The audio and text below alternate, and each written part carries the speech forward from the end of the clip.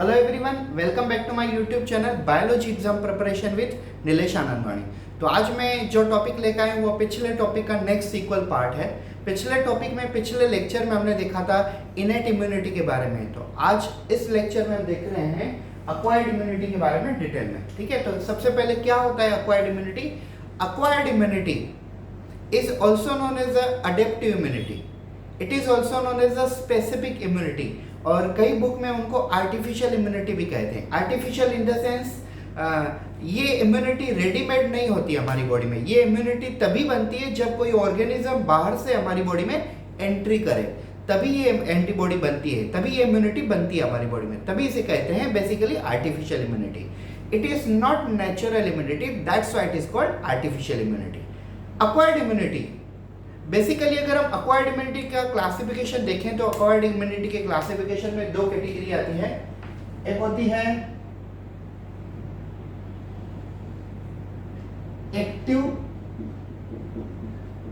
Active acquired immunity and second one is passive. We will discuss about active and passive both simultaneously because when you will understand active, when you will understand passive. So both the things we will discuss at a one time, just because it will be very easy for you to understand both at a one time. So let's start with the active as well as passive. Okay, active acquired immunity is further divided into two categories, such as natural, and second one is artificial. Passive acquired immunity is also further classified into two category, same two category actually. One is you can say natural and second one is artificial. Okay, so one is natural and second one is artificial. So acquired immunity is further divided into two main categories, active and passive. Active immunity is further divided into two categories, natural and artificial, and passive immunity is also divided into two categories, natural and artificial. I would like to tell you active immunity is due to antigen and passive immunity is due to antibody. मैंने आप लोगों को पहले ही antigen और antibody के बीच में difference बता दिया था। एंटीजन क्या होते हैं? एंटीजन वो कोई भी फॉरेन पार्टिकल हो सकते हैं, या ये बैक्टीरिया हो सकते हैं, वायरस हो सकते हैं, प्रोटोजोआ हो सकते हैं, अमीबा हो सकते हैं, पैरामेशियम हो सकते हैं, फंगल ऑर्गेनिज्म हो सकते हैं, प्रायन हो सकते हैं, कोई भी ऑर्गेनिज्म हो सकते हैं जो भी हमारी बॉडी से बाहर से आता है और हमारी बॉडी में इन्फेक्शन या डिसीज कॉज करता है, हम इनको कहते हैं एंटीजन। और इन एंटीजन को किल करने के लिए, इनको मारने के लिए हमारी बॉडी में जो प्रोटीन प्रोड्यूस होते हैं उन प्रोटीन को हम कहते हैं एंटीबॉडी। ठीक है, antigen can be the virus, can be bacteria, can be fungal, can be protozoal, can be the amoeba, paramecium etcetera etcetera which is coming from outside into our body and causing infection and disease. It is simply called as a antigen. And what is antibody? Antibody are the protein which is produced in our body to kill such antigen. It is called antibody. So basically active immunity जो है, active acquired immunity जो है वो antigen के कारण होती है, और पैसिव अक्वायर्ड इम्यूनिटी जो होती है वो जनरली एंटीबॉडी के कारण होती है। और वो कैसे होती है मैं आपको डिटेल में आज समझाने वाला हूँ। ठीक है, तो चलिए हम देखते हैं इनके फर्दर डिस्क्रिप्शन जो है। Active acquired immunity is further divided into two category, natural and artificial. First of all I tell you this natural and then artificial. Natural acquired immunity is a type of immunity in which organism comes automatically. We do not give the invitation like, yes. And in artificial acquired active immunity, organisms are brought by our desire into the body. मैं आपको simple तरीके से बता रहा हूँ। Natural, देखिए इसका जो एग्जाम्पल होता है वो होता है NaAI। इसका एग्जाम्पल होता है AAAR, इसका एग्जांपल होता है natural acquired passive immunity and this is artificial acquired passive immunity. Yes, आपको कभी भी शॉर्ट फॉर्म फुल फॉर्म्स ऐसे ही होते हैं। मैं आपको फुल फॉर्म बताता हूँ इनका, देखिए natural is it, acquired, A stand for active and I stand for immunity। Actually अगर हम ये देखें तो acquired immunity भी कौन से कैटेगरी में आती है? सबसे पहले इम्यूनिटी आती है, और इम्यूनिटी के दो क्लासिफिकेशन, ये देखिए ये होते हैं इम्यूनिटी, ठीक है। और इम्यूनिटी के दो क्लासिफिकेशन कौन से होते हैं? एक होती है acquired और दूसरी क्या होती है? दूसरी होती है innate। तो मैंने इनेट इम्यूनिटी के ऊपर तो लेक्चर ले लिया हुआ है। अब हम जो देख रहे हैं वो क्या देख रहे हैं? अब हम देख रहे हैं अक्वायर्ड इम्यूनिटी। तो ये देखिए natural acquired active immunity, this is artificial acquired active immunity. अगर आपको फुल फॉर्म याद रखना हो तो वीडियो को पॉज कर करके लिख लो, बाद में आप याद कर सकते हो। This is natural acquired passive immunity, this one artificial acquired passive immunity। Okay, तो ये फुल फॉर्म हो गए। अब मैं आपको इनके एग्जांपल देके समझाता हूं और ये समझाता हूं कि कौन सी इम्यूनिटी कब काम में आती है। Natural acquired active immunity, natural acquired active immunity is produced by our body when a natural organism enter in our body। For example, typhoid infection caused by salmonella typhi, yes, or you can say malaria caused due to there are different species of malaria like a Plasmodium vivax। तो हम generally Plasmodium vivax understood कर लेते हैं, Plasmodium vivax। तो देखिए मैंने यहाँ पे दो डिसीजेस ली हुई हैं, एक ली है टाइफॉइड जो साल्मोनेला टाइफी बैक्टीरिया से होती है, और दूसरा लिया हुआ मैंने मलेरिया। तो मलेरिया जनरली किससे होती है? Plasmodium vivax नाम के स्पीसीज से होती है। प्लाज्मोडियम ये एक जीनस है, इसके लिए इसके अंदर चार स्पीसीज है, जैसे वाइवेक्स हुआ, फेल्सिफेरम हुआ, प्लाज्मोडियम मलेरिया हुआ, प्लाज्मोडियम ओवल हुआ। तो हमने जो सबसे फेमस है वो लिया हुआ है प्लाज्मोडियम वाइवेक्स। अब आप कंसीडर कर लो, अगर कोई हेल्दी इंसान में मलेरिया की ये स्पीसीज आ जाती है प्लाज्मोडियम वाइवेक्स, ठीक है, या तो उस हेल्दी इंसान में टाइफॉइड के साल्मोनेला टाइफी बैक्टीरिया अंदर आ जाते हैं, तो उस इंसान में अंदर जो इम्यूनिटी प्रोड्यूस होगी वो इम्यूनिटी कौन सी होगी? वो होगी नेचुरल एक्वायर्ड एक्टिव इम्यूनिटी। अब जान लो, देखो पहले मैंने आपको कहा था एक्टिव इम्यूनिटी कब आती है? जब एंटीजन हमारी बॉडी में एंट्री करता है, और पैसिव इम्यूनिटी कब आती है? जब हमारी बॉडी में एंटीबॉडी एंट्री करती है। फिर वो भले नेचुरल हो या भले हो आर्टिफिशियल, मैं आपको प्रूफ करूंगा दोनों चीजें, ठीक है।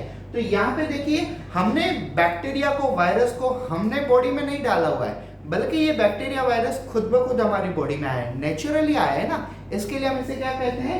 Natural acquired active immunity. Yes, अब आप यहाँ पे एक दो नहीं हजारों एग्जांपल है, आप ले सकते हो। जैसे AIDS, in AIDS HIV virus enter in the body, फिर HIV वायरस को मारने के लिए जो एंटीबॉडी इम्यूनिटी प्रोड्यूस होगी, सबसे पहली इम्यूनिटी, वो इम्यूनिटी कौन सी होगी? Natural acquired active immunity. फिर वो भले हेपेटाइटिस हो, hepatitis A virus, B virus, C virus, D virus, E virus, कौन सा भी हेपेटाइटिस का वायरस हो, ऐसी कौन सी भी बीमारी हो, ठीक है, रूबेला हो, पोलियो हो, कौन सी भी बीमारी हो, अगर ऑर्गेनिज्म वो फंगल हो, प्रोटोजोल हो, यू कैन से वायरल हो, कोई भी हो, अगर वो नेचुरल ऑर्गेनिज्म हमारी बॉडी में एंट्री करता है तो उसे मारने के लिए जो इम्यूनिटी प्रोड्यूस होती है वो होती है नेचुरल एक्वायर्ड एक्टिव इम्यूनिटी। फिर से एक बार सुन लीजिए, natural acquired active immunity is a type of immunity which is produce in our body to kill a natural living organism. This organism may be of different form: bacteria, virus, protozoa, amoeba, paramecium, fungi, etc., etc. When these organisms are coming in our body, to kill them, a natural immunity is produced by our body. This immunity is called natural acquired active immunity. Yes, for example, when Salmonella typhi bacteria enter in our body and start causing typhoid disease in our body, so immunity produced by our body to kill typhoid is a natural acquired active immunity. And same way, when malaria is caused by the Plasmodium vivax or any species of Plasmodium which enter in our body and start causing malaria, so our immunity which kill the malarial parasite is a natural acquired active immunity. You know why it is natural? Because organisms are coming naturally. We are not inviting them. Now you might be thinking that why sir is using word inviting. Yes, हम उनको invite करते हैं, हम हमारी body में खुद organism लाते हैं. मैं आपको एक एग्जांपल बताता हूँ. देखिए, पोलियो बूथ पे हम जब बच्चों को पोलियो पिलाने लेके जाते हैं, तो पोलियो में जो 2 बूंद जिंदगी की जो कहते हैं बेसिकली, तो पोलियो के जो ड्रॉप होते हैं उसके अंदर क्या होता है? उसके अंदर पता है आपको? उसके अंदर पोलियो वायरस ही होता है. लेकिन वो वायरस कौन सा होता है? इनएक्टिव फॉर्म वायरस होता है. जनरली अगर हम पोलियो के वायरस को इनएक्टिव करके हमारी बॉडी में इंसर्ट कर दें, तो हमारी बॉडी में पोलियो के अगेंस्ट इम्यूनिटी पैदा हो जाती है. ठीक है, अभी देखिए पूरा वर्ल्ड बेसिकली कोरोना की वैक्सीन बनाने में इन्वॉल्व है. ठीक है, तो वो क्या कर रहे हैं एक्चुअली? कोरोना वायरस को इनएक्टिव करके ह्यूमन बीइंग के अंदर ट्राई करने की कोशिश कर रहे हैं कि नॉर्मल जो हेल्दी पर्सन है, हेल्दी पर्सन के अंदर अगर हम कोरोना वायरस को इनएक्टिव करके इंसर्ट कर रहे हैं. ठीक है, वैक्सीन कैसी होती है? देखिए, अभी आपको मैं बता दूं, मान लो ये वायरस है. ठीक है, अगर वायरस में ये वाला जो पोर्शन है वो उसका काफ़ी एक्टिव पोर्शन है, तो जनरली वैक्सीन बनाते समय क्या करते हैं? इस वाले पोर्शन को इनएक्टिव करते हैं या तो इस वाले पोर्शन को निकाल देते हैं. 2 प्रकार होते हैं, या तो आप इनएक्टिव कर दो जिसे हम कहते हैं बायोलॉजी में एटीन्यूएटेड, या तो निकाल दो जिसे हम कहते हैं किल्ड वैक्सीन. अगर आपने इस पार्ट को निकाल दिया तो ये जो स्ट्रक्चर वाला पोर्शन है वायरस का, वो हम डायरेक्टली बॉडी में इंसर्ट करेंगे. और अगर हमारी बॉडी में इंसर्ट करने के बाद इससे डिसीज नहीं होगी, लेकिन हमारी बॉडी में ये वाली एंटीबॉडी, ये वाली इम्यूनिटी प्रोड्यूस होगी. क्यों? ये देखिए, ये कौन सी? ये है आर्टिफिशियल. क्यों आर्टिफिशियल है? क्योंकि यहाँ पे देखिए नेचुरल में ऑर्गेनिज्म खुद ब खुद आते हैं, और यहाँ पे आर्टिफिशियल में हम बाहर से ऑर्गेनिज्म को इंसर्ट करते हैं. इसके लिए हम इसे कहते हैं आर्टिफिशियल अक्वायर्ड एक्टिव इम्यूनिटी. तो आई होप सो आप लोगों को इसका एग्जांपल समझ गया होगा. इसका एग्जांपल होता है वैक्सीन. फिर वो वैक्सीन कौन सी भी हो, आइदर यू कैन से polio vaccine, rubella vaccine, pneumonia vaccine, whatever. दुनिया में इतनी पूरे वर्ल्ड में कोरोना के लिए वैक्सीन तैयार चल रही है. इवन दो 1981 में जो डिसीज आई थी, 1982-81 में जो पीरियड में आई थी एड्स, उसके लिए अभी तक वैक्सीन नहीं बनी. मतलब वैक्सीन की ट्रायल चल ही रहे हैं. लेकिन कोरोना में पूरे वर्ल्ड में इतने लेबोरेटरी वालों ने कोशिश की है, और कुछ लोग तो दावे भी कर रहे हैं कि हमने बना लिए. तो अब आगे देखेंगे क्या होता है. तो जो ये वैक्सीन होती है, वैक्सीन में हम बेसिकली जो ऑर्गेनिज्म होता है, वायरस हो या बैक्टीरिया हो, हम उसको इनएक्टिव करके बॉडी में इंसर्ट करते हैं, ताकि हमारी बॉडी में उसका शेप चला जाए, उसका स्ट्रक्चर चला जाए, और हमारी बॉडी उस वायरस या बैक्टीरिया के अगेंस्ट क्या प्रोड्यूस करे? इम्यूनिटी. वो वाली इम्यूनिटी कौन सी होगी? वो वाली इम्यूनिटी होगी आर्टिफिशियल अक्वायर्ड एक्टिव इम्यूनिटी. ठीक है, ये हो गया वैक्सीन. अब ये दोनों हमने ये देखा हमने नेचुरल, क्योंकि ऑर्गेनिज्म नेचुरली आ रहा है, और ये हमने आर्टिफिशियल देखा. क्योंकि आर्टिफिशियल क्यों? क्योंकि हम ऑर्गेनिज्म को खुद बॉडी में इंसर्ट कर रहे हैं. That's why we called it as artificial. Artificial acquired active immunity is a type of immunity in which organism is not coming automatically. We are on self entering the organism into our body. How? I'll tell you. When we are preparing a vaccine, say for example, we are preparing vaccine against polio virus. So we will take a polio virus. We will remove the you can say infectious part of polio virus, or we will deactivate or inactive the functional part of a polio virus. Then remaining structural part we will put inside the body, and our body will see the polio virus and ultimately produce the immunity against it. And same, when the natural polio virus will come in our body will have an antibody against that, and our body will kill that antibody. That is called artificial acquired active immunity. तो ये प्रकार जो हुआ वो था active. ठीक है, अभी इसे हम एक्टिव क्यों कहा हमने? क्योंकि देखो दोनों कंडीशन में हमें एंटीजन का यूज होता है। यहाँ पे नेचुरली एंटीजन का यूज होता है और यहाँ पे एंटीजन का यूज हम बाहर से करते हैं आर्टिफिशियली, लेकिन दोनों ही कंडीशन में हमने एंटीजन का यूज किया हुआ। अब हम चलते हैं पैसिव इम्यूनिटी की तरफ। Passive immunity is a type of immunity. Passive immunity is a type of immunity in which there is a use of antibody, and they are further divided into two varieties such as a natural acquired passive immunity, artificial acquired passive immunity. Yes, natural acquired passive immunity, artificial acquired passive immunity. I need a large space and I can use this much portion because in camera you can see this much, therefore I change the place. Okay, so let's begin with the natural acquired passive immunity. Natural acquired passive and immunity. See, natural acquired passive immunity वो immunity होती है जो एक pregnant women to her fetus via placenta, and it is basically IgM. अभी आप ये देखिए, एक प्रेग्नेंट वुमेन है, वो अपने बेबी को ब्लड ट्रांसपोर्ट करती है। किससे ट्रांसपोर्ट करती है? बेबी इन द सेंस जब तक वो बाहर नहीं आ जाता हम उसे कहेंगे बायोलॉजिकली एम्ब्रियो और फीटस कहेंगे, लेकिन एम्ब्रियो भी नहीं कहेंगे क्योंकि एम्ब्रियो 1.5 महीने के बाद एम्ब्रियो नहीं होता है, वो होता है फीटस, और हमें पता है बेसिकली कि 1.5 महीने बाद ही प्लासेंटा तैयार होता है। तो लॉजिकली क्या है, जब एक प्रेग्नेंट वुमेन अपने अंदर के पेट में अंदर के बच्चे को, फीटस को जब एंटीबॉडी ट्रांसफर करती है तो वो एंटीबॉडी होती है IgM। मैंने आपको 5 एंटीबॉडी के प्रकार बताए हुए थे। देखिए एंटीबॉडी को हम दूसरा क्या नाम दिया था हमने? इम्यूनोग्लोबुलिन। ठीक है, और इम्यूनोग्लोबुलिन के कितने प्रकार थे? 5। IgG, IgA, IgM, IgD और IgE।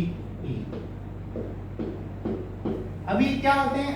IG stand for immunoglobulin. Immunoglobulin का मतलब ही होता है एंटीबॉडी, मतलब एक ऐसा प्रोटीन जो हमारी बॉडी के बैक्टीरिया वायरस को किल करने में मदद करता है। एक ऐसा प्रोटीन जो हमारी बॉडी में आने वाले हर bacteria virus protozoa infectious organism को मारने में मदद करता है, इसे हम कहते हैं इम्यूनोग्लोबुलिन। एंटीबॉडी और immunoglobulin is nothing but protein produced by our body to kill antigen. It may be virus, it may be bacteria, whatever. Yes, and there are 5 type of immunoglobulin. IG stand for immunoglobulin. This G stand for gamma. This A stand for alpha. This M stand for meta. This D stand for delta, and this E stand for epsilon. Immunoglobulin gamma is highest in quantity in our body. That's why they are placed at the first.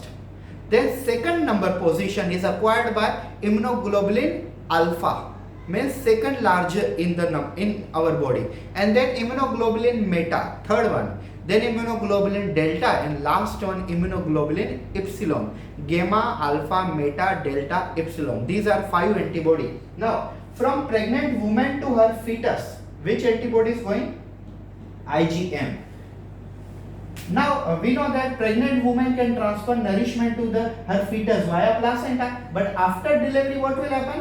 She will not become a pregnant woman. Then she will be considered as mother to baby. Now you can call baby via milk feeding, and during the milk feeding there is a use of IgA. Yes, keep it in mind students. आप लोगों को ये पता होना चाहिए, NEET सीटी में ये क्वेश्चन आ जाते हैं कि मदर से बेबी को कौन सा एंटीबॉडी ट्रांसफर होता है, तो जनरली लोग क्या सिलेक्ट कर लेते हैं स्टूडेंट? IgM।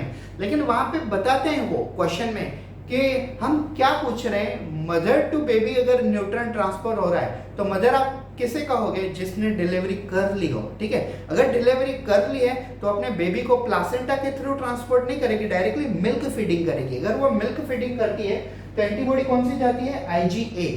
और जब वो प्रेग्नेंट होती है तो प्रेगनेंसी के टाइम पे वो बेबी को, मतलब फीटस को जो नरिशमेंट प्रोवाइड करती है वो प्लासेंटा के थ्रू प्रोवाइड करती है। उस वक्त जो एंटीबॉडी जाती है वो होती है IgM।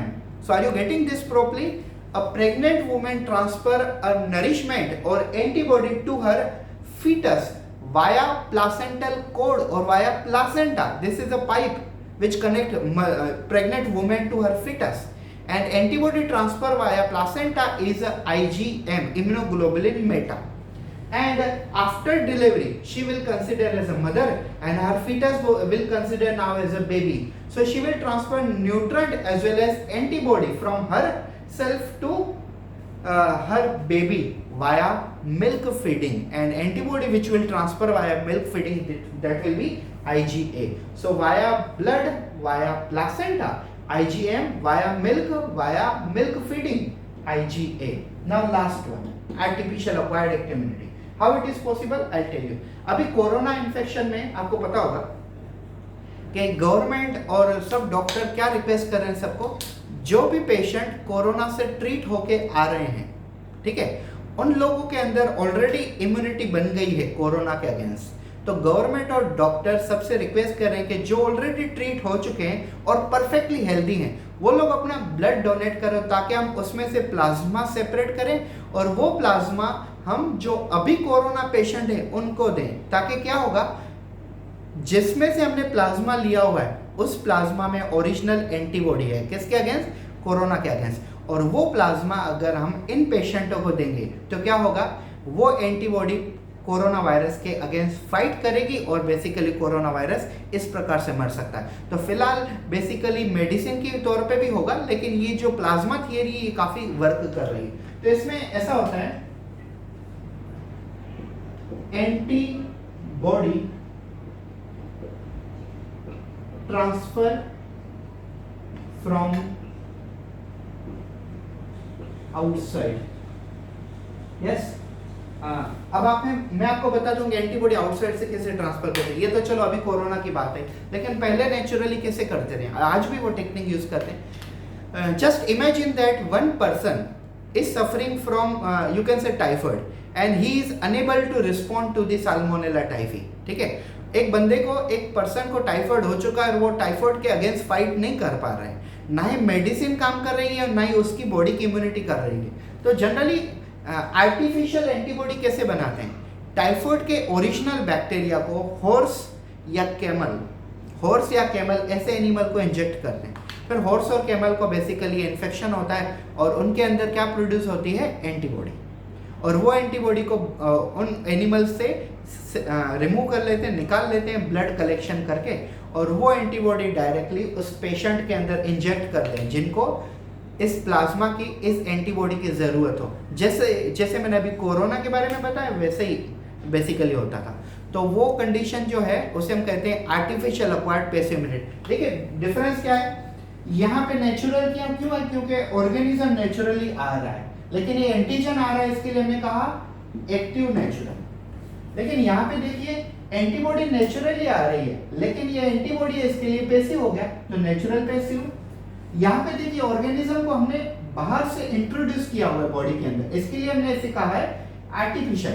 लेकिन यहाँ पे हमने बाहर से इंट्रोड्यूस किया, लेकिन किसको? एंटीबॉडी को।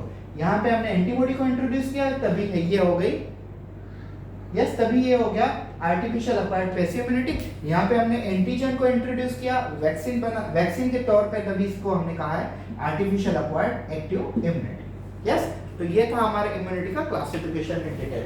मैं आपको पूरा एक बार 5 मिनट में समझा देता हूँ। Immunity is further divided into two categories such as innate immunity, also called as a natural immunity, or non-specific immunity. This one. Second one is a acquired immunity, which is also called specific immunity, also known as adaptive immunity.